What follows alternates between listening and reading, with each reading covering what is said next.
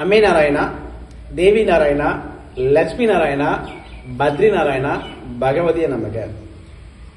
நிறைய பக்தர்கள் நேரில் வந்து கேட்டிருக்காங்க, சாமி எங்க குடும்பத்துல யார் வந்து பார்த்தாலும் கண் திருஷ்டி அதிகமா இருக்கு, கண் திருஷ்டி அதிகமா இருக்குன்னு.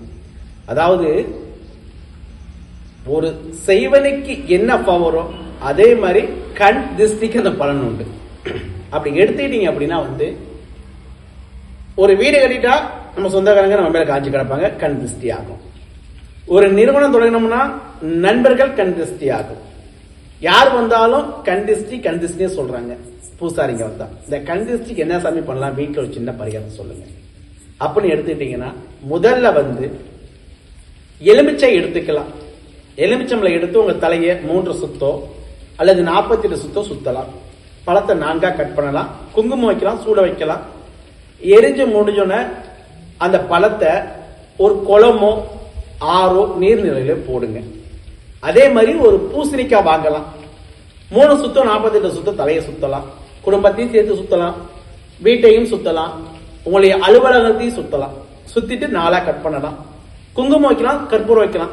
எரிஞ்சு முடிஞ்சோன்னு அதையும் ஒரு நீர்நிலையில போட்டுருங்க.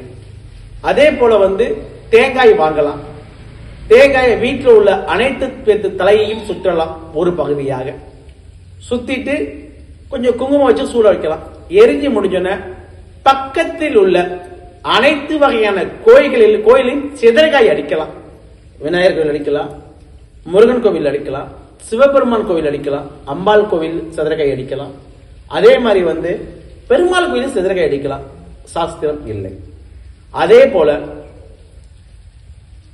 நம்ம தென்னை மட்டை இருக்கு பாத்தீங்களா, அது நெருப்பு வச்சுட்டு அதுல வரமிளகாய், கல் உப்பு, கடுகு இதையும் வந்து நமக்கும் சுத்திக்கலாம், வீட்டுக்கும் சுத்திக்கலாம். அதை போட்டு நெருப்பு வைக்கலாம். எரிஞ்சு முடிஞ்சதுக்கு அப்புறமேட்டுக்கு அதை ஒரு நீர்நிலையில கொட்டிடலாம். இந்த மாதிரி வந்து கண் திருஷ்டிக்கு சின்ன சின்ன பரிகாரம் நம்ம வீட்டுல செஞ்சுக்கலாம் மக்களே, பக்தர்களே. அப்படி எடுத்துக்கிட்டீங்க அப்படின்னா நிறைய பேர் சொல்றாங்க, ஐயா கண் திருஷ்டி.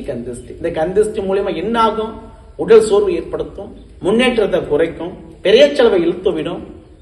நம்ம உறவினர்கள் நண்பர்களுடைய உள் மனசு எல்லாமே கண் திருஷ்டியா நமக்கு மாறி வரும். அவ்வளவுதான் விஷயம். ஒரு புது வண்டி எடுத்துட்டா போதும், எப்படா கீழே விழுவான்னு எதிர்பார்ப்பாங்க.